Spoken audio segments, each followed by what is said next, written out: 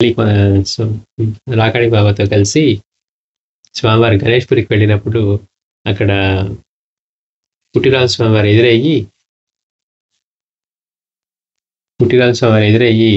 ఆ స్వామివారిని చూసి ఆయన్ని ఆలింగనం చేసుకొని ఎంతటి గొప్ప శిష్యుని పొందావని చెప్పి స్వామివారికి బట్టలు పెట్టారట. అప్పుడు మనకి రాకాడి బాబారు ఆయన అంటాం, నీకు పరమ గురువుల యొక్క అనుగ్రహం బాగా పూర్తిగా లభించింది. చూసావా శివ, ఇప్పటి వరకు వాళ్ళు నాకు ఒక కౌపీనం కూడా పెట్టలేదు, కానీ నీకు వస్త్రాలు పెట్టి సన్మానించారు. అంటే నీకు పరమ గురువు యొక్క అనుగ్రహం, పూర్ణానుగ్రహం పొందావన్నమాట అని అన్నారు. అట్లా బాబావారు స్వామీజీ అక్కడ ఉన్నప్పుడు ఎన్నో ఇట్లాంటి రసవత్తరమైన మధురమైన ఘట్టాలు జరిగాయి. అందులో మర్చుకోటి, ఏ భాషలో వ్రాయడం కానీ చదవడం కానీ తెలియని ఆ గురుదేవుల సన్నిధిలో సకల కళా ప్రావీణ్యులైన స్వామీజీ వారు తమ విద్యలను ప్రదర్శించక ఎంత అజ్ఞాతంగా ఉండేవారో ఈ ఉదంతం తెలియజేస్తుంది. చూస్తానికి ఎలా ఉంటారు రాకాడి బాబారు? ఆయన బ్రహ్మజ్ఞాని, కానీ చూస్తానికి చదువుకొని వారిలా ఉండేవారు. కానీ ఆయనకి రాని భాష లేదు, అన్ని భాషలు మాట్లాడతారు, కానీ చదవటం రాదు. అయినప్పటికీ స్వామివారి దగ్గరికి వచ్చేసరికి ఇవన్నీ సకల కళా ప్రవీణులైన స్వామీజీ మాత్రం, బాబా మీకంటే నాకు ఎక్కువ తెలుసని కానీ అసలు ఎప్పుడు కూడా గురువుని దాటి, అంటే వారి దగ్గర వేసిన దక్షిణ కూడా, బాబా ఇది మీ పాదాల దగ్గర నేను కూర్చోడం కాబట్టి వేసింది అని చెప్పేంతటి భక్తి వినమ్రత. అలాంటి స్వామీజీ తమ విద్యల్ని ప్రదర్శించక ఎంత అజ్ఞాతంగా ఉండేవారో. పైగా గురువుకి మనం చెప్పుకుంటే కానీ తెలిసేది, గురువు ఎట్లా అవుతారు? మనకి ఏమొచ్చో మనకేం తెలుసు అని స్వామీజీ నాకు ఇంగ్లీష్ వచ్చింది చెప్పకపోతే బాబాకి తెలియదా? అంటే గురువు సర్వజ్ఞుడు. నేవీలో ఉద్యోగం చేసే బాబా వారి భక్తుడు ఒకరు వారికి తరచుగా ఉత్తరాలు రాసేవారు. ఆ ఉత్తరాలు ఆంగ్ల భాషలో ఉండేవి, ఇంగ్లీష్లో లెటర్స్ వస్తూ ఉండేవట రాకాడి బాబాకి. బాబా వారికి ఎన్నో భాషల్లో అనర్గళంగా మాట్లాడే ప్రావీణ్యత ఉన్నా ఏ భాషలోనూ చదువుటం వ్రాయడం తెలిసేది కాదు. జ్ఞాని అయిన మహనీయుడు ఖచ్చితంగా విద్యావంతుడై ఉండాలి అనే నియమం ఎక్కడా లేదు కదా. అలా ఆ భక్తుడి దగ్గర నుండి ఎప్పుడు తమకు ఉత్తరం వచ్చినా బాబా వారు కొంత దూరంలో ఉన్న ఆంగ్ల భాష తెలిసిన వారి వద్దకు వెళ్ళి ఉత్తరం చదివించుకొని వచ్చేవారు. స్వామివారిని ఆశ్రమం దగ్గరే ఉండమని వారు ఉత్తరం చదివించుకొని వస్తారని రాకాడి బాబా వారు వెళ్తున్నా తనకు ఆంగ్ల భాష వచ్చునని స్వామివారు ఎప్పుడూ తమ గురువు గారికి తెలిపలేదు. వాళ్ళిద్దరు కలిసే ఉంటున్నారు, ఉత్తరం వచ్చింది. స్వామీజీతో బాబా వారు నేను ఆ ఉత్తరం చదివించుకొని వస్తాను అని వెళ్ళేవారట. వెళ్తూ ఉంటే, బాబా మీరు అక్కడ దాకా వెళ్ళటం ఎందుకు, మనమైతే ఏమంటాం, బాబా నాకు వచ్చు నేను చదువుతానండి, మనం వెంటనే మన టాలెంట్ పెడుతూ ఉంటే కానీ మనకి తృప్తి ఉండదు. కానీ స్వామీజీ ఏం చేసేవారట, అలానే కామ్గా ఉండేవారట. అంతేగాని బాబా నాకు నేను ఇంగ్లీష్ చదవగలను, నేను చదువుతాను అని ఎక్కడ ఒక్క మాట కూడా అనలేదట, ఎన్నిసార్లు వెళ్ళినా కానీ. ఎప్పుడూ గురువుకి తెలుపలేదు. ఇలా ఉండగా ఒకరోజు బాబా వారు ధ్యానంలో ఉండగా కొందరు ఆంగ్లేయులు ఆశ్రమానికి వచ్చారు. ఆశ్రమం వెలుపలోనే ఉన్న స్వామివారిని వారేవో వివరాలు తెలుసుకొని ఆంగ్లంలో అడిగారు, ఇంగ్లీష్లో మాట్లాడారట. వారప్పుడు తాము మాట్లాడుతూ ఉంటే గురుదేవుల ధ్యానానికి భంగం అవుతుందేమోనని వాళ్ళని దూరంగా పిలుచుకు వెళ్ళి ఆంగ్లంలో తగు సమాధానాలు ఇచ్చి పంపారు. స్వామీజీ చూడండి, అక్కడ రాకాడి బాబా ధ్యానం చేసుకుంటారు, బ్రిటిషర్స్ వచ్చి మాట్లాడుతూ ఉంటే ఇక్కడ మాట్లాడితే బాబా వారి ధ్యానానికి భంగం అవుతుందని వాళ్ళని దూరంగా తీసుకువెళ్ళి వాళ్ళతో స్వామీజీ చక్కగా ఇంగ్లీష్లో మాట్లాడి వచ్చారట. ఈ తతంగం అంతా బాబా వారు ఒక గంట గమనిస్తూనే ఉన్నారు. ఆయన ధ్యానంలో ఉన్నా కానీ శిష్యుడు ఏం చేస్తూ ఉన్నారో ఏం మాట్లాడుతున్నారో గమనిస్తూనే ఉన్నారు. వచ్చిన ఆంగ్లేయులతో తమ శిష్యుడు అనర్గళంగా ఆంగ్ల భాషలో మాట్లాడటం బాబా వారికి చాలా ఆనందాన్ని కలిగించింది. శివ, నీకు అంగ్రేజీ భాష వచ్చినా వాళ్ళతో ఎంత చక్కగా మాట్లాడావో, ఉత్తరాలు చదివించుకోవడానికి నేను అంత దూరం నడిచి వెళ్తూ ఉన్నా నీకు అంగ్రేజీ వచ్చినని ఎందుకు చెప్పలేదు శివ అని బాబా వారు అడిగారట. ఆయన పొంగిపోయారు పక్కనే, నా శిష్యుడు ఎంత చక్కగా, స్వామీజీ ఎంత చక్కగా ఇంగ్లీష్ మాట్లాడుతూ ఉన్నారు, ఇంత చక్కగా మాట్లాడో నాకు ఆనందం కలిగింది, అంతా బాగానే ఉంది, కానీ మరి ఉత్తరాలు చదివించుకోవడానికి నేను అంత దూరం నడిచి వెళ్తూ ఉన్నా కానీ నీకు అంగ్రేజీ వచ్చిన ఎందుకు చెప్పలేదు అని అడిగారట. అడిగి ఒక చిరునవ్వు నవ్వి వినమ్రులై మౌనం వహించారు. అప్పుడు కూడా మళ్ళీ ఎక్కడ ఒక మాట మాట్లాడలా. స్వామీజీ అంతర్యాన్ని గ్రహించిన బాబా వారు అలాగా చాలా సంతోషం శివ అని శిష్యుని వంక చూస్తూ ప్రేమాభిమానాలు వర్షిస్తూ అన్నారు. అంటే తెలుసు అని చెప్పుకోవాల్సిన అవసరం ఆ శిష్యుడికి ఎందుకు ఉంటుంది? ఆయన నుంచి వేరుగా ఉంటే ఆయనకి ఏం వచ్చో రాదో తెలియకపోతే కదా. ఆ తర్వాత భక్తులు ఈ విషయమే స్వామివారిని అడగగా స్వామివారు చెప్తున్నారు, శిష్యుడైన వాడు తనకు ఏ రంగంలోనైనా తనను గురువుని మించి ప్రావీణ్యత ఉన్నా ఆ విషయం పని కొట్టుకొని గురువు గారికి తెలుపకూడదు. అది శిష్య ధర్మం. ఒకవేళ గురువు గారే తనకు తాను ఏదో సందర్భంలో ఆ విషయం తెలుసుకుంటే అందులో శిష్యుని దోషం లేదు అని బోధించారు. చూసారా స్వామివారిది ఎంత విశిష్టమైన ఆదరణో. తాము గురు శిష్య సంబంధమైన సూక్ష్మమైన ధర్మసూత్రాలను ఎలా పాటించి మనకి మార్గదర్శకులయ్యారు. అయినా ఈనాడు శిష్యులుగా భక్తులుగా వారిని ఆశ్రయించి వారి బోధనలు విని వారి ఆచరణ చూసి కూడా మనలో చాలామంది ఇంకా ప్రక్కదారుల్లో పయనించడం ఎంతో శోచనీయం అంటున్నారు. అంతటి పూరుడైన గురువేమో అంత వినమ్రంగా ఉంటున్నారు. మనం బాబా మాస్టర్ కూడా అదే చూస్తాం.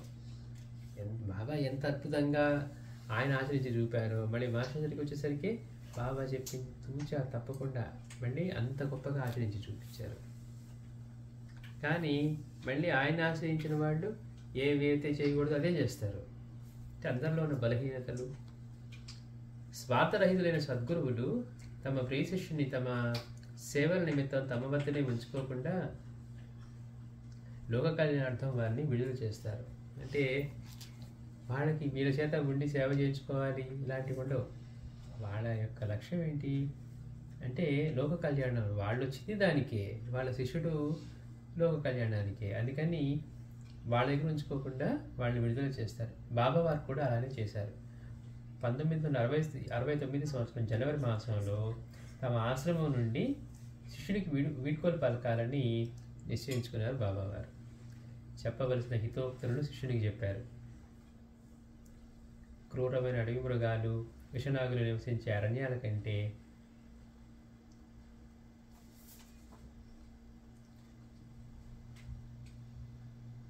పయోముఖ విషకుంభాల లాంటి మానవులు నివసించే జనారణ్యాలే మహాప్రమాదకరమని. చూడండి, అంటే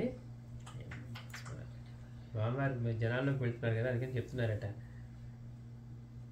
క్రూరమైన అడవి మృగాలు, విషనాగులు నివసించే అరణ్యాల కంటే పయోముఖ విషకుంభాల లాంటి మానవులు నివసించే జనారణ్యాలే మహాప్రమాదకరమని, తగు జాగ్రత్తలతో ఉండాలని సూచించారు. ప్రియాతి ప్రియమైన తమ శిష్యుణ్ణి బాహ్య ప్రపంచంలోకి పంపుతూ గురుకృప నిన్ను సర్వదా కంటికి రెప్పలా కాపాడగలని అభయం ఇచ్చారు.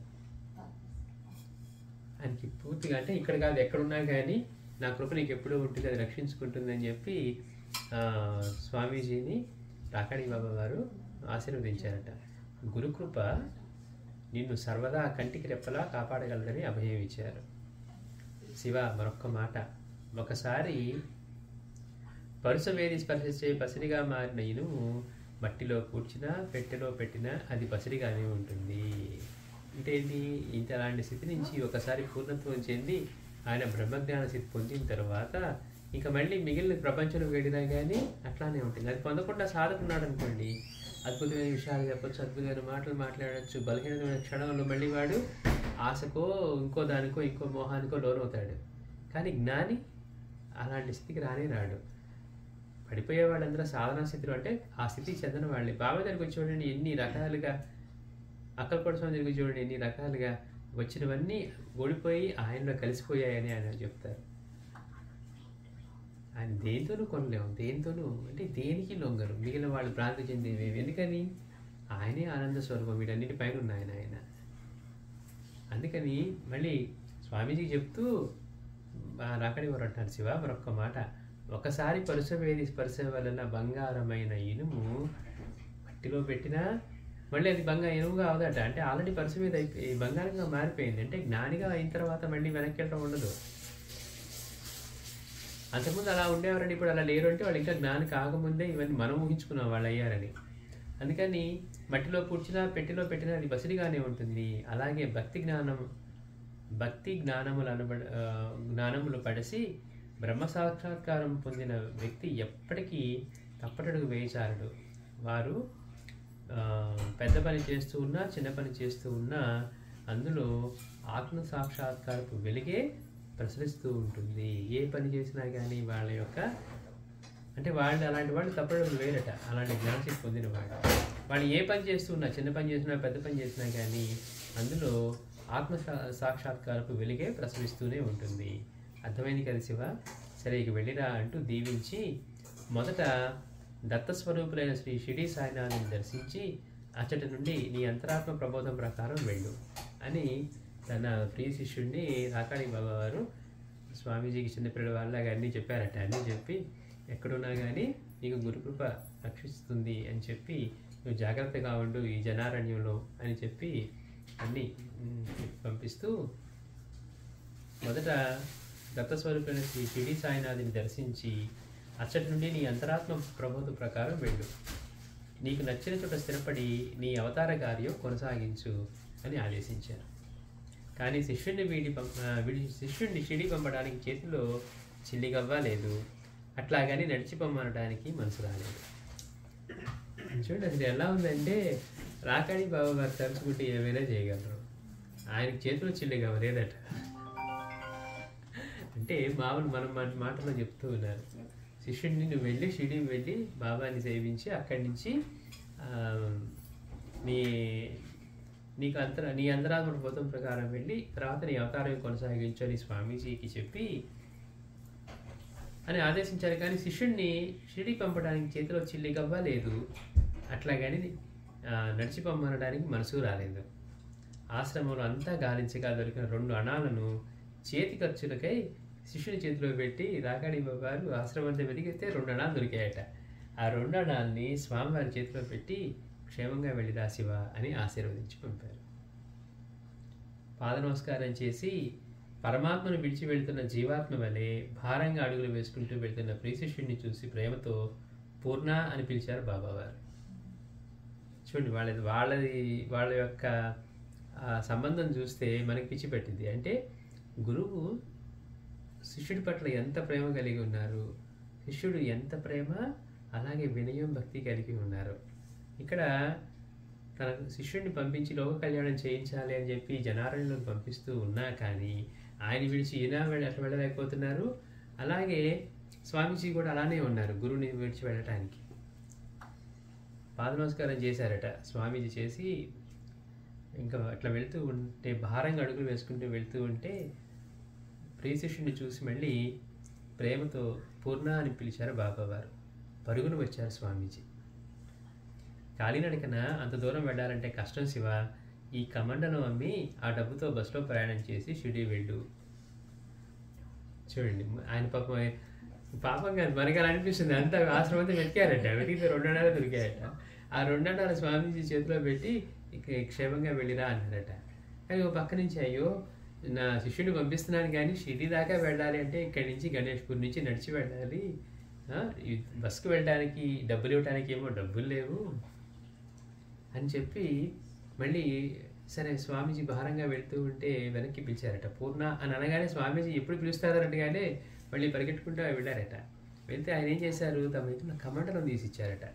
కమండలం తీసిచ్చి దాంతో దాన్ని అమ్మి ఆ డబ్బుతో బస్సులో ప్రయాణం చేసి షిరిడీకి వెళ్ళు అంటూ తాము ఉపయోగించే కమండలాన్ని అందించారు. స్వామీజీ భక్తితో దానిని స్వీకరించి కళ్ళకద్దుకొని ఆ కమండలాన్ని తిరిగి బాబావారి పాదాల వద్ద ఉంచారు. చూడ అక్కర్లేదు బాబా అనలా, దాన్ని తీసుకున్నారట. తీసుకొని దాన్ని కళ్ళకద్దుకొని మళ్ళీ తిరిగి బాబావారి పాదాల దగ్గర పెట్టి గురువాత్సల్యానికి కన్నీటి పర్యంతం అయ్యారు. అంటే అంతటి ప్రేమ చూపిస్తూ ఉన్నారు గురువు అని. ఆయన యొక్క వాత్సల్యానికి స్వామీజీ వారు కన్నీటి పర్యంతం అయ్యారట. మీ శిష్యునికి మీరన్నీ పరిపూర్ణంగా అనుగ్రహించారు, అందులో నాకు అణు మాత్రమైనా సందేహం లేదు. అంటే ఆయన ఏంటి పాపం షిరిడి వెళ్ళమన్నాను, బస్సు ప్రయాణం కూడా డబ్బులు ఇవ్వలేదు, 2 అణాలు ఇచ్చారు, మళ్ళీ అనుమానం వచ్చి ఇదిగో ఇది తీసి ఇది అమ్మేసి ఆ వచ్చిన వాటితో వెళ్ళని చెప్తూ ఉన్నారు అని చెప్తూ ఉంటే స్వామీజీ ఆయన చూపించే గురువు చూపించే వాత్సల్యానికి కళ్ళమటి ఈ నీరు కారుతూ ఉంటే స్వామీజీ అంటారట, మీ శిష్యునికి మీరన్నీ పరిపూర్ణంగా అనుగ్రహించారు, అందులో నాకు అణుమాత్రమైన సందేహం లేదు. కానీ మీ శిష్యునికి మీరు ఇంకా ఏదో ఇవ్వలేదని సందేహం మీకెందుకు వచ్చింది అన్నారట. నాకేమో మీరు అన్నీ పరిపూర్ణంగా అనుగ్రహించారనే ఉంది, కానీ బాబా మీరు మీ శిష్యుడికి ఇంకా ఏదో ఇవ్వలేదనే సందేహం మీకెందుకు వచ్చింది అంటూ ఆ కమటను అక్కడే వదిలి కన్నీరు తుడుచుకుంటూ గబగబా ముందుకు సాగారు. శిష్యుడు అంటే నా శిష్యుడే శిష్యుడు, నా శిష్యునితో మరెవ్వరూ సాటిరారు అని అనుకుంటూ స్వామీజీ వెళ్తున్న వైపే బాబా వారు చూస్తూ ఉన్నారు. తెగిన ముత్యాల స్వరములాగా ఆనంద బాష్పాలు టపటపమని నేలరాలుతూ ఉన్నాయి. రాకాడి బాబా వారి దగ్గర నుంచి ఆయన కళ్ళలోంచి అలా నీళ్లు ముత్యాలలాగా రాలుతూ ఉన్నాయట. అంటే ఆయన ఎంత గర్వంగా అంటే శిష్యుడంటే నా శిష్యుడు, స్వామీజీని చూసి శిష్యుడంటే నా శిష్యుడే శిష్యుడు, నా శిష్యునితో మరెవ్వరూ సాటిరారు అని అనుకుంటూ స్వామీజీ వెళ్తున్న వైపే బాబావారు చూస్తూ ఉన్నారు. తెగిన ముత్యాల సరాల్లాగా ఆనంద బాష్పాలు టపటపమని నేలరాలుతూ ఉన్నాయి.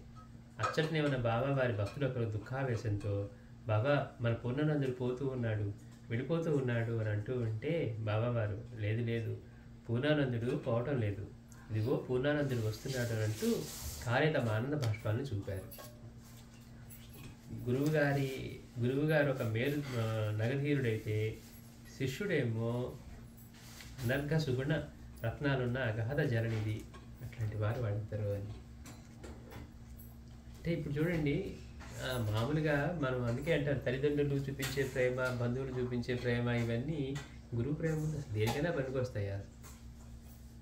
సముద్రంలో ఒక నీటి బిందువు అంట. గురువు ప్రేమ సముద్రం అనుకుంటే, తల్లిదండ్రుల ప్రేమ మనకు తెలిసిన ప్రేమను మనం చెప్పుకుంటే అది కేవలం ఒక నీటి బిందువు లాంటిది. సముద్రం ఎక్కడ, నీటి బిందువు ఎక్కడ.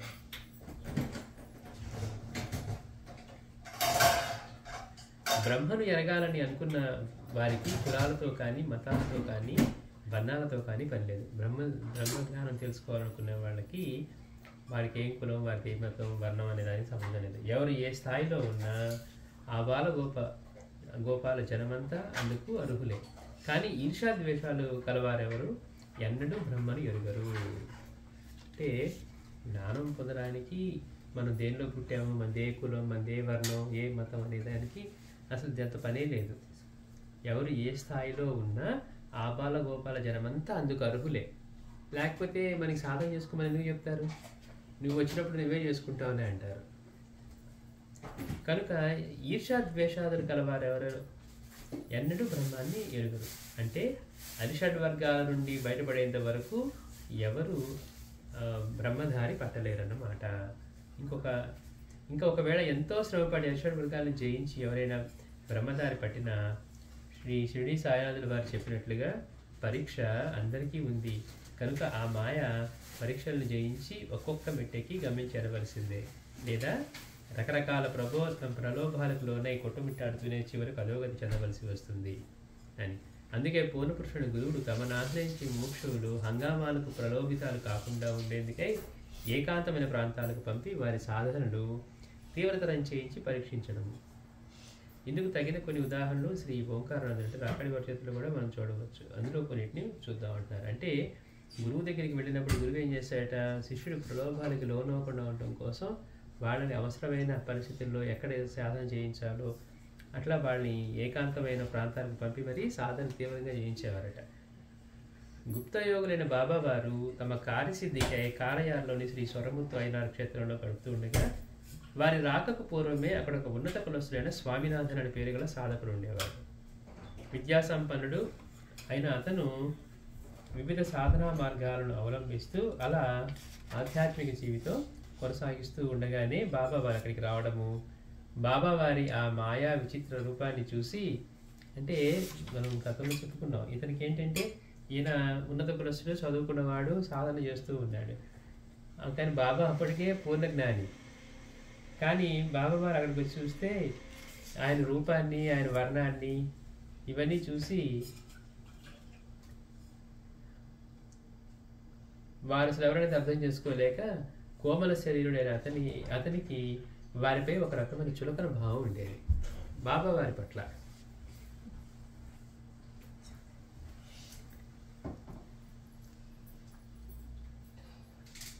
ఒక రకమైన చులకన భావం ఉండేది కనుక తాను అసలు ఎందుకు అక్కడికి వచ్చారనేది కూడా మర్చిపోయి అతను అవకాశం దొరికినప్పుడల్లా బాబావారిని కించపరుస్తూ మాట్లాడేవారు, ప్రవర్తించేవారు కూడా. కుక్క మొయ్యినంత మాత్రాన ఏనుగు బెదురుతుందా అన్నట్లుగా సర్వసమర్థులైన బాబావారు ఏమీ పట్టించుకోకుండా తమ పనుల్లోనే నిమగ్నమై ఉండేవారు. స్వరముత్తు అయిన క్షేత్ర ప్రాంగణంలోనే పట్టవరాయర్ మండపం కూడా ఉన్నది. స్వరముత్తు అయ్యనార్ స్వామి అంటే శ్రీ అయ్యప్ప స్వామి వారితే ముఖ్య ప్రతిష్ఠ అయినప్పటికీ కూడా క్షేత్రపాలకుడిగా స్థానం వహిస్తున్న పట్టవరాయర్ స్వామి వారిదే అక్కడ పై చేయి. ఏది ఏమైనప్పటికీ ఆ క్షేత్ర ప్రాంగణంలో మధ్యరాత్రి తర్వాత ఎవరూ తిరగడానికి వీల్లేదు. ఇది పట్టవరాయర్ యొక్క బ్రహ్మశాసనమే. అయితే తెలుసో తెలియకో కొందరు ఈ శాస్త్రాన్ని ఉల్లంఘించి అకాల మృత్యువుకు కూడా గురైనట్లు స్థానికులు చెప్తారు. అంటే వాళ్ళకి అక్కడ అట్లా నమ్మకం. బాబావారి కంటే ముందు అక్కడికి వచ్చిన స్వామినాథన్ గారు పట్టవరాయర్ స్వామి యొక్క ఈ శాసనాన్ని శిరసావరించి తదనుసారంగా ప్రవర్తించేవారు, రాత్రి అక్కడ తిరగకుండా. అయితే సర్వసంగ పరిత్యాగమైన బాబావారు మాత్రం ఇవేమి పట్టించుకోకుండా రాత్రనక పగలనక స్వేచ్ఛగా అలా తిరగడం చూసి అతను విద్యాహీనుడు, ఆవిష్కృతుడు అయిన ఇతను ఇలా తిరుగుతుంటే మరి నేనెందుకు తిరగకూడదు, ఊరివాడు చెప్పేదంతా ముట్టి మాటలే అనుకున్నాడట. స్వామివారి బాబావారిని చూసి అతను అనుకుంటున్నాడు, విద్య లేనివాడు ఇతను విద్యాహీనుడు అయ్యింది, అపరిష్కృతుడైన ఇతను ఇలా తిరుగుతూ ఉంటే మరి నేను తిరగకూడదు, ఊరివాళ్ళు చెప్పేదంతా అబద్ధం కావాలంటే ఇతనికి ఏం కాలేదు కదా, అకాల మృత్యువుకి లోనయ్యారని చెప్తున్నారు అంతకుముందు, మరి బాబా తిరుగుతున్నారు కదా, మరి ఇతనే తిరుగుతుంటే నాకేమైంది, నేను తిరగకూడదు అని అనుకున్నాడట. లేకపోతే ఇతనికి కూడా ఏదో జరిగేదే కదా అని అనుకొని ఒకరోజు అతను మధ్యరాత్రి అయ్యాక ఒక పరీక్ష అన్నట్లుగా పట్టవరాయర్ స్వామి యొక్క మండపం ప్రక్కకు వెళ్ళారు. అతను ఆ మండపానికి ఎడమవైపు గల ఆ గదుల వద్దకు చేరగానే, అంటే ఇప్పుడు పూర్వం అంటుంది అక్కడ గదులు లేవు, ఆ ప్రాంతం కూడా ఒక అడవిలా ఉండేది. ఉన్నట్టుండి బలిష్టమైన ఒక అజ్ఞాత హస్తం అతన్ని ఎత్తి క్రిందకు విసిరి కొట్టింది. అకస్మాత్తుగా అలా జరిగేసరికి పాపం స్వామినాథన్ గారి పంచప్రాణాలు అష్టదిక్కులకు ఎగిరిపోయినట్లుగా అయింది. అసలు ఏం జరిగిందో ఆలోచించకముందే క్రింద పడి ఉన్న అతనికి తన గుండెపై ఒక ఏనుగు కూర్చున్నంత బరువుగా అనిపించింది. వేడకాని వేడలో ఆ ప్రాంతంలో ఒక ప్రాణి కూడా కనపడలేదు. అంటే అక్కడ ఉన్న శాసనం అది. వాళ్ళు గ్రామస్తులు చెప్పారు ఇక్కడ రాత్రిపూట తిరగకూడదు, అది ఆయన ఆ క్షేత్ర పాలకుడి శాసనం అని. రాకాడి బాబా వారు తిరుగుతున్నారు కదా, ఈ విద్యాహీనుడు ఈయనే తిరుగుతుంటే ఆయనకేం కాలేదు, నేను ఇంకా విద్య తెలిసిన వాడిని అహంకారంతో బాబావారి పట్ల చిన్న చూపుకుంటాం వల్ల నేను కూడా తిరుగుతానని చెప్పి ఒకరోజు రాత్రి ఆ మందిరం పక్కకి వెళ్ళాడట. వెళ్తే ఎవరో ఆ రాత్రి ఇతని కనపడకుండా అజ్ఞాత హస్తం పైకెత్తి వేసి నేలకేసి కొట్టిందట. కొట్టి ఇతనికి ఎట్లా ఉంది, ఒక ఏనుగు మీద కూర్చున్నట్లుగాను అతను బాగా ఇబ్బంది పడ్డాడు. అక్కడ ఒక ప్రాణి కూడా కనపడలేదు. ఇంతలోనే భయంతో గొంతును గట్టిగా నొక్కుతున్నట్లుగా అతనికి అనుభవం అయింది. అతను గొంతును గట్టిగా పట్టుకుని నొక్కుతున్నట్లు, పిడుగుపడిన వాటిని పాము కాటేసింది అన్నట్లుగా ఉంది ఇప్పుడు స్వామినాథన్ యొక్క పరిస్థితి. అంటే ఒక పక్క నుంచి అలా పడి గుడ్డ మీద కూర్చున్న భావం, తర్వాత గొంతు పట్టుకొని అహం ఈర్ష్యాలు మనిషిని ఎక్కడికి తీసుకువెళ్తాయో. ఆయన అప్పుడు దాకా వెళ్ళకుండా పాటిస్తున్నాడు కదా, కేవలం బాబావారి పట్ల చులకన భావంతో ఇతనైతేనే ఏం కాదు నాకేమవుతుంది అనుకొని అన్నాడు. అతని గొంతుకు పట్టిన ఆ పట్టు ఇంకా గట్టిపడసాగింది. దానితో సరిగ్గా ఊపిరాడక అతను కాళ్ళు చేతులు కొట్టుకోసాగారు. ఆ క్షణంలో వాయువు నుండి ఉద్భవించినట్లుగా బాబావారు అతను కనిపించారు. దాంతో అతని గొంతుకు ఆ రాక్షస పట్టు విడిపడింది. అంటే అప్పటిదాకా ఒక్కసారిగా బాబావారు గాలిలోంచి ఉద్భవించినట్టుగా అట్లా వచ్చారట. వచ్చేసరికి అప్పటిదాకా అతని గొంతును పట్టుకున్నటువంటి ఆ రాక్షస ఒకటి వదిలినట్టుగా విడిపడింది. అలా అతని గుండెపై నుండి ఆ బరువు కూడా తొలగిపోయింది. అయినా జీవోత్సవంలా ఉండే అతనికి స్వయంగా లేచేందుకు శక్తి లేక దయనీయంగాను కృతజ్ఞతాపూర్వకంగా బాబావారిని అలా చూడగా వారు అతన్ని పట్టి లేపి అక్కడి నుండి వారి కుటీరానికి తీసుకువెళ్ళారు. ఆ తీక్షణమైన దెబ్బతో అతనికి బుద్ధి వచ్చింది. బహుశా ఎందుకేనేమో పెద్దవాళ్ళు దొరికితే కానీ వెళ్ళేవాడు వెళ్ళడు అని చెప్పడం. దానితో అతనికి భూతోదయం కలిగింది కూడా. ప్రాపంచిక దృష్టికి ప్రాకృతంగా అనిపించే బాబావారు అసామాన్యులలో అసామాన్యులేనని అతనికి అర్థమైంది. అప్పుడు దాకా బాబావారు ఏదో రంగు తక్కువగా ఉన్నారు, లేకపోతే చిన్న తక్కువ కులస్తుడు, లేకపోతే ఇంకోటో విద్య లేనివాడు, ఇట్లాంటివన్నీ అనుకున్నాడు. నేనేదో అధికుణ్ణి అని అనుకొని, ఆయనకి జరిగింది నాకేం జరుగుతుంది, ఆయనే తిరుగుతున్నాడు కదా అని వెళ్ళాడు. దెబ్బ తగిలిన తర్వాత బాబా వచ్చి రక్షించిన తర్వాత కానీ అప్పుడు వారి గురించి అర్థమైన ఈయన అసామాన్యుల్లో అసామాన్యులు అని అప్పుడు తెలుసుకున్నాడు. లేకపోతే అమానుషణీయమైన శక్తి సంపన్నులైన పట్టవరాయరు కూడా దానికి దాసోహంగా ఉండడు కదా. అప్పటి నుండి అతను బాబా వారిని గౌరవించి ఆదరించసాగారు. కానీ దూషణ భూషణాలకు అతీతులైన వారు అవేం పట్టించుకోకుండా తమ పనులు ఎందుకు నిఘ్నమయ్యేవారు. పట్టించుకున్నప్పుడు పట్టించుకోలేదు, ఆయన పట్టించుకున్నప్పుడు పట్టించుకోలేదు. బాబా మాత్రం ఆయన పని ఆయన చేసుకుంటూనే అక్కడ ఆయన పనులు ఎందుకు నిమగ్నమయ్యారు. ఇలా 1968 సంవత్సరం మొదట్లో జరిగితే, ఇంతకుముందు అంటే 67వ సంవత్సరంలో జరిగిన మరొక సంఘటన గురించి చెప్పగలుగుతారు. ఇంతకుముందు బాబా వారు అక్కడికి రాకముందు స్వామినాథన్ అను ఆ ఉపాసకుడు సొరముత్తైన క్షేత్రానికి వచ్చారని, ఆ తర్వాత స్వామివారి కూడా అక్కడికి వచ్చారని, తదుపరి బాబా వారి స్వామివారి పని జరిగిన సంఘటనలు అన్నీ కూడా మనకు తెలిసినవి కదా. అలాంటి ఆ చరిత్రలో ఒక భాగం అన్నట్లుగా 69వ సంవత్సరంలో స్వామివారు తమ శిష్యులైనటువంటి బి రాధాకృష్ణమూర్తి గారిని, అంటే పిఆర్కే నందికొట్కూరు వెంకటరామరాజు గారు కలిసి స్వామివారి తత్వస్థానానికి వెళ్ళడం జరిగింది. ఆ సమయంలో ఆ ముగ్గురు స్వరముత్తైన క్షేత్రానికి వెళ్ళక అప్పుడు అక్కడ జరిగిన విషయాల గురించి రాజుగారు ఇలా వివరించారు. మేము అలా స్వామివారితో కలిసి వారి తపోస్థానమైనటువంటి బాణతీర్థం వెళ్ళాం. బీఆర్కే గారు వెంకటరామరాజు గారు కలిసి స్వామివారితో వారి తపోస్థానమైన బాణతీర్థం వెళ్ళాం.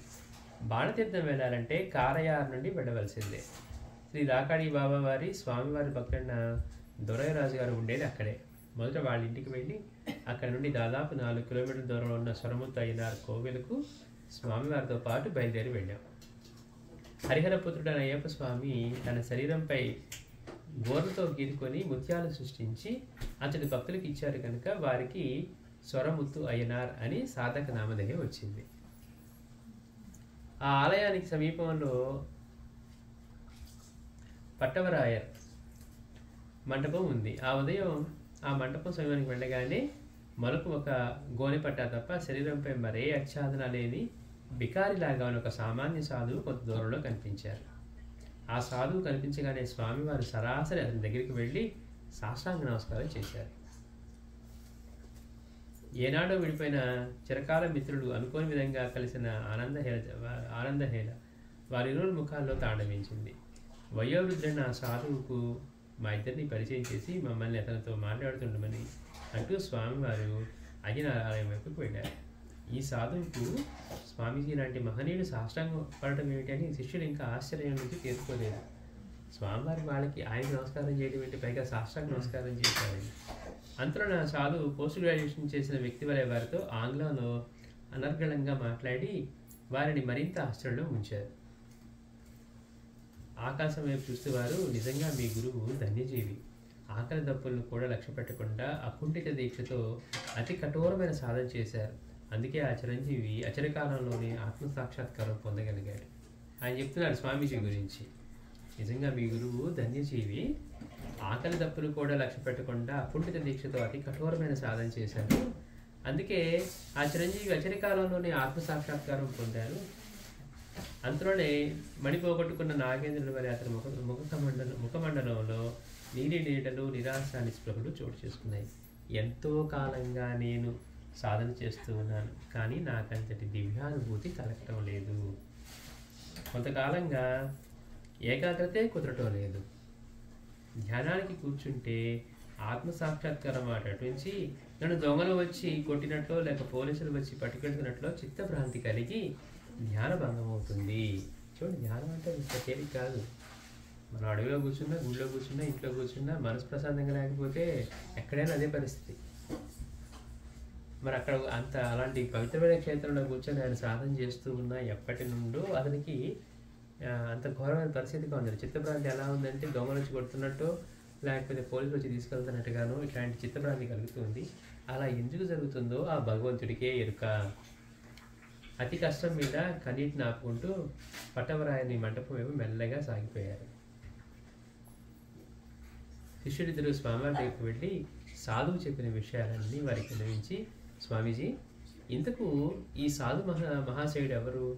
ఇంత నిరాడంబరంగా దైవ సన్నిధానంలో ఉన్న అతని ఏకాగ్రతకు ఎందుకు భంగం కలుగుతుంది? సాధనా పురుషుల్లో సర్వసాధారణంగా కనిపించే కళాకాంతులు ఇతని ముఖంలో ఎందుకు కనిపించడం లేదు? ఎందుకో చెప్పండి అని ప్రార్థించిన స్వామివారు, ఈ సాధనా పురుషుని పేరు స్వామినాథన్. ఇంతకుముందు అతనే మా గురుదేవుల రాకాడి బాబా వారి సమకాలికులు. బాబా వారి ఈ ప్రాంతానికి రాకపోవడం నుంచే ఇతను ఇక్కడ ఉండేవారు. దొరైరాజు ఇంటిలో కొద్ది రోజులు భిక్ష తీసుకునేవారు. వారి ఇంటిలో వంట తయారు కాగానే స్వామి సాపాటు రెడీ అని వారు చెప్పడం పూర్తి చేసేలోగానే తాము చేస్తున్న సాధనను అర్ధాంతరంగా ఆపి సాపాటు చేయడానికి సిద్ధమై వెళ్ళేవారట. అందువలనే అతనికి ముద్దుగా సాపాటు స్వామి అని పేరు పెట్టుకున్నారు. సాధన చేస్తున్నా కానీ స్వామి రెడీ అయింది అనగానే పరిగెత్తేవాడంట. ఆ మాట అనే లోపలే అక్కడికి వెళ్ళిపోయేవారట. అందుకని ఆయనకి సాపాటు స్వామి అని పేరు పెట్టినారు. ఆ పేరే అతనికి సార్థకమైంది, స్థిరపడిపోయింది. విధి ఆడించిన వింత నాటకంలో ఒకనొక ప్రత్యేక సందర్భంలో ఇతను రాకాడి బాబా వారి శాపానికి గురయ్యారు. అంటే మనకు గుర్తుండి ఉంటుంది, బాబావారి సాల్ట్ వేయకుండా వంట చేశారని చెప్పి స్వామివారిని ఆయన అంటూ ఉంటే బాబా కోపం వచ్చేస్తుంది. స్వామివారిని అంటూ సరే చెప్పుకుందాం. విధి ఆడిన ఒక వింత నాటకంలో ప్రత్యేక సందర్భంలో ఇతను రాకాడి బాబా వారి శాపానికి గురయ్యారు. ఆనాటి నుండి ఇతను ఇలా స్థిరత్వం కోల్పోయి అన్నపానాలు కరువై ఇలా తయారయ్యారు అని వివరించారు. బాబావారంటే సాపాటి స్వామికి ఎంతో అభిమానమే. కాకపోతే తాను అగ్రకులస్తుడనే అభిజాత్యంతో దళితులైన రాకాడి బాబా వారిని చాలా చులకన భావంతో చూసేవారు. అందరూ గుర్తుపెట్టుకోవాలి, ఎప్పుడు కూడా ఈ ఎక్కువ తక్కువ అనే భావం అసలు మనం తీసుకొచ్చి ఇక్కడ పుట్టించారు కూడా దీనిలో ఉన్నాం. ఎందుకంటే హీనమైన పుట్టిస్తే మనం అక్కడే ఉంటాం కదా. కానీ మనం ఏం చేస్తాం, మాది మా ఇది ఏటు మనకి నయా పైసా మనకి రాదు. కానీ కులం గురించి, వర్ణం గురించో, ఇంకో దాని గురించో అహంకారపూర్వకంగా చెప్పుకోవట్లేదు. అదే ఇక్కడ అతని పాలన శాపం అయింది. అంటే రాకాడి బాబా వారు ఏదో తక్కువ కులస్తులని, విద్య లేని వారని, ఆయన అప్పుడు బ్రహ్మజ్ఞాని, ఈయనకి ఇంతవరకు సాధనే ముందుకెళ్ళలేదు. అట్లా చేసి బాబా వారిని చాలా చులకన భావంతో చూసేవారు. అదుపు దొరికినప్పుడల్లా బాబాను అపహాస్యం చేస్తున్న బాబా వారు దాన్ని బొత్తిగా పట్టించుకునేవారు కాదు. సాపాటు స్వామి బాబా వారి క్షమాగుణాన్ని వారి బలహీనతగా భావించారే తప్ప వారు భూషణ దూషణ తిరస్కారాలకు అతీతులైన సహజానంద స్థితిలో సంచరిస్తున్న మహనీయులని గుర్తించలేకపోయారు.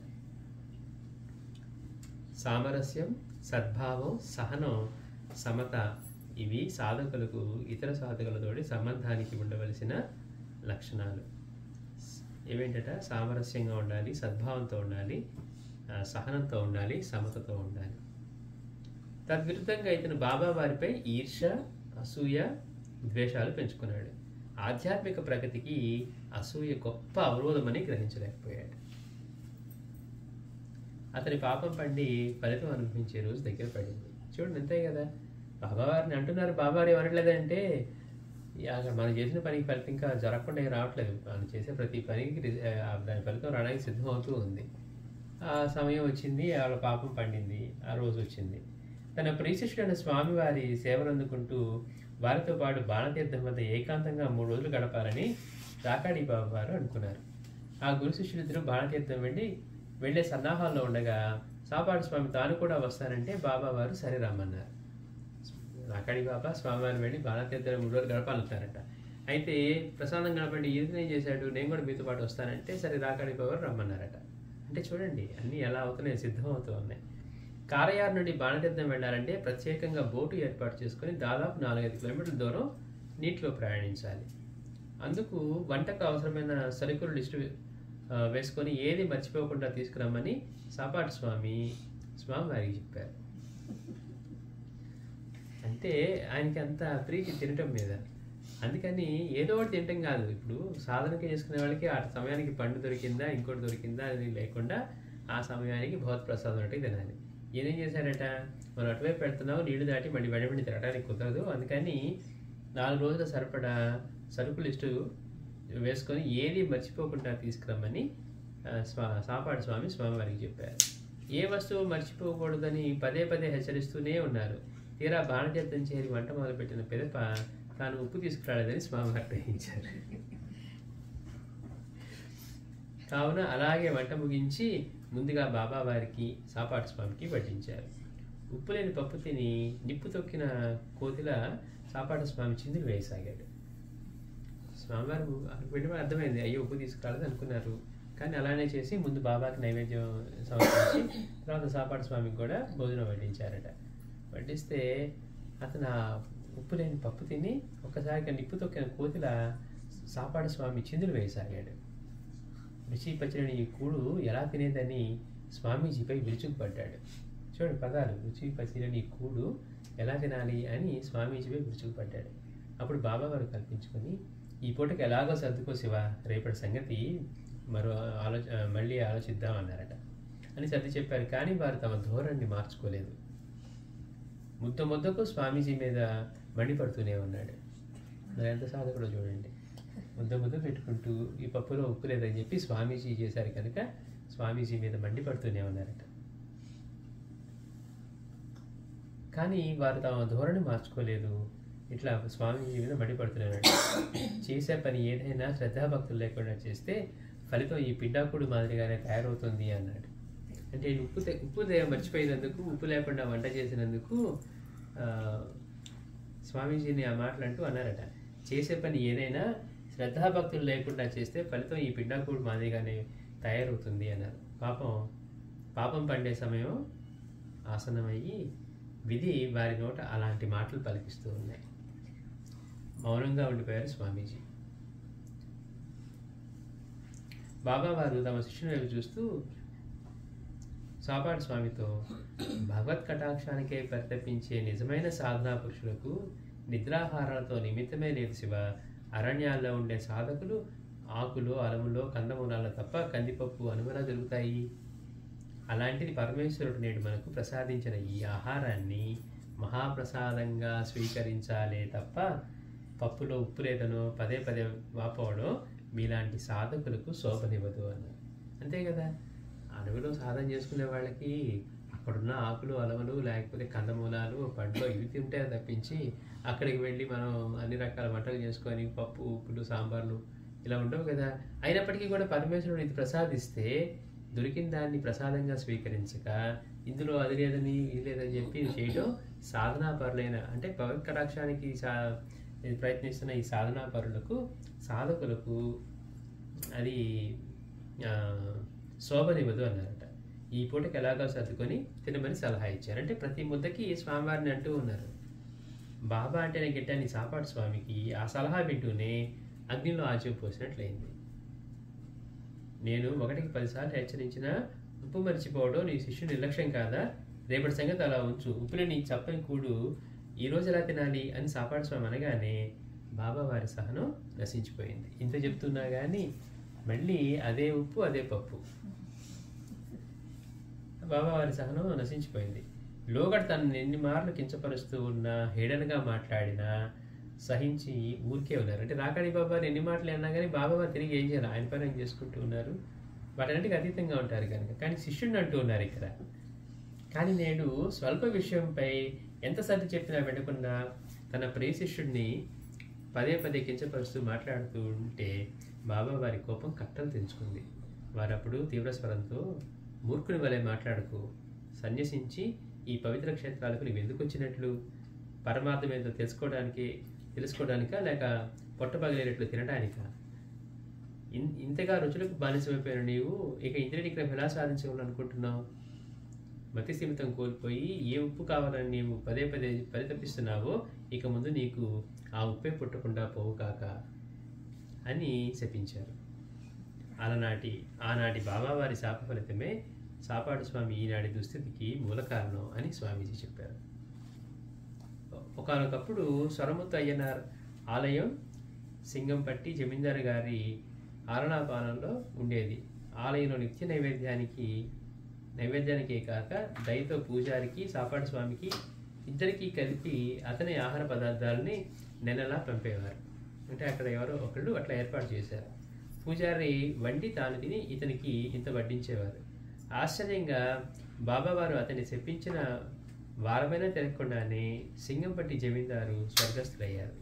అంటే బాబా శాపం పెట్టారు కదా, ఇక ఉప్పే నీకు దక్కకుండా ఉండుగా. కానీ అప్పటిదాకా వీడికి ఆహారానికి ఎవరు ఏర్పాటు చేస్తున్నారంటే ఆ ఊళ్ళో పూజారికి ఇతనికి ఒక జమీందారు వాళ్ళకి నెల నెల ఏర్పాటు చేస్తున్నాడంట. బాబా వారి శాపమైన వారం రోజులకే ఆయన వెళ్ళిపోయారు ఆ జమీందారు. అంటే వీళ్ళు పడుచుకున్న వాళ్ళు ఉండరు. దానివల్ల ఆలయానికి ఆహార పదార్థ సరఫరా ఆగిపోయింది. ఫలితంగా సాపాటు స్వామికి అన్నం దొరక్క అలమటించిపోతూ పట్టడన్నం కొరకు పడరాని పాటలు పడుతూ ఉన్నాడు. జ్ఞాన మార్గంలో అందరూ చలించలేరు. ఎక్కడ ఏ గోతులు నూతులుంటాయో ముందుగా ఎవరూ ఊహించలేరు. అనేక సంవత్సరాల సాధన ఈ విధంగా ఒక్క క్షణంలో వృధా కావచ్చు. నీవేదో సాధన చేస్తాం, మీ మంత్రం చేస్తాం, మీ యంత్రం చేస్తాం, అవి చేస్తాం, ఇవి చేస్తాం అనుకున్నారండి. మీరు ఏమైంది గురువుని పట్టుకున్నారు, రోజు చెప్పిందే చెప్పుకుంటారు, చదివిందే చదువుకుంటారని మాట్లాడే ఎంతోమంది ఉంటారు. వాళ్ళకి సాధన అంటే ఏదో హంగుగా కనపడేదో ఏదో. కానీ మన సంస్కారానికి తగిన విధంగా తేలికైన సాధన మనకి మన గురువులు అందించాలనే విషయం మర్చిపోయి వాళ్ళు ఇంకేదో గొప్పగా చేస్తారండి, మనం చేయట్లేదు అనుకుంటే మన భ్రమ. మనం చక్కగా గురుస్మరణకి మించిన సాధన ఏముంటుంది? నిరంతరం భగవంతుని గుర్తుపెట్టుకోవడమే కదా అసలైన సాధన. ఇక్కడ ఇన్ని చేస్తూ ఉన్న ఒక్క లక్షణాన్ని ఆయన జయించలేక చివరికి రాకాడి బాబా అంతటి మహనీయులను కూడా ఆయన నిందించి శిష్యురాకు చెప్పినా కానీ స్వామివారిని లెక్క చేయకుండా మాట్లాడుతూ ఒక పప్పులో ఉప్పు తగ్గినందుకు, ఉప్పు లేనందుకు ఇంత గోల చేస్తూ, అంటే ఉప్పు తగ్గిందనే కాదు, మొదటే చులకన, దానికి తోడు గౌరవభావం లేకపోవటం, సాధకుడు ఉండాల్సిన ఒక్క ఇది లేకపోవటం అతనికి అంత దారుణమైన స్థితిని తీసుకొచ్చాయి అన్నమాట. అందుకని మనం ఏదో జ్ఞాన మార్గంలో సాధన చేద్దామండి, మేము గ్రంథాలు చదువుకున్నాం, బుక్స్ చదువుకున్నాం అంటే మనకేం ఉపయోగపడదు. మన గురువుని నడిపించేవారు ఉన్నారా, మార్గదర్శి ఉంటేనే మనం ముందుకు వెళ్ళగలం. కాబట్టి చిరకాలంగా సాధించుకున్న నిర్గుణ సంపద ఎక్కడో ఒక బలహీన క్షణంలో ఆంతర్యంలో చెలరేగే సంకల్పాల సుడిగుండలో చిక్కి ముక్కలైపోవచ్చు. అందున సాధుకులైన వారు సంయమనం కోల్పోరాదని సాపాటి స్వామి వల్ల మనం నేర్చుకోవాల్సిన గుణపాఠం. మరి తనకు శాప విమోచన మార్గం ఏమిటని సాపాటి స్వామి బాబాని అడగలేదా అన్న ప్రశ్నకు స్వామీజీ చిరునవ్వులు చింతిస్తుంటే వీళ్ళు అడుగుతున్నారు, మరి ఆయనకి శాపం పెట్టారు, బాగానే ఉంది, మరి వారు వెంటనే స్వామివారిని బాబాని అడగలేదా అంటే అక్కడ బాబా శపించారు కదా, నీ మతిస్థం కోల్పోయి నీ ఉప్పు కావాలని నీవు పదే పదే పరితపిస్తున్నావు, ఇక ముందు నీకు ఆ ఉప్పే పుట్టుకుండుగాక అని బాబావారు శపించారు కదా. మరి వెంటనే ఆయన రియలైజ్ అయ్యి బాబావారిని ఆ శాప విమోచనం కానీ అట్లా ఏం అడగలేదా స్వామీజీ అని చెప్పి వీళ్ళు స్వామీజీని అడుగుతుంటే, పిల్లి శాపనార్థాలకు ఉట్టి తెగిపడుతుందా అన్నట్లు ఒక సామాన్య సాధువు ఏదో అన్నంత మాత్రాన అది శాపమే తనకు తగులుతుందా అన్న తేలిక భావంలో ఉన్నారే తప్ప ఆయన ఏదో అన్నాడు అది మనకి తగులుతుందా అని భయపడలేదట. బాబా వారి అనుగ్రహాలకు సమర్థులైన అసమాన తపోధనని సాపాటి స్వామి తెలుసుకోలేకపోయారు. అందున అలా అడగాలని అతనికి ఆలోచనే లేదు. అలా అయితే ఇంతటి సాధనా పురుషుడు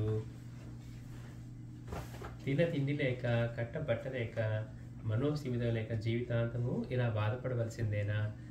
అతని శాప విమోచన అయ్యే తరుణోపాయం ఏం లేదా స్వామీజీ అని బాధా పరితప్త హృదయంతో శిష్యులు ప్రశ్నించారు. లేకేమే ఉంది, అందుకేగా మనం ఇప్పుడు ఇక్కడికి వచ్చింది. పరమ కరుణామూర్తి కనుక చూడండి, ఆయన ఎందుకు ఇచ్చింది చెప్తున్నారు. మనం ఏమనుకుంటున్నాం, వాళ్ళతో గడపడానికి వచ్చారనుకుంటున్నాం. కానీ వాళ్ళ యోగుల రాకని మనం ఎట్లా అసలు ఎలా మనం తెలుసుకోగలం?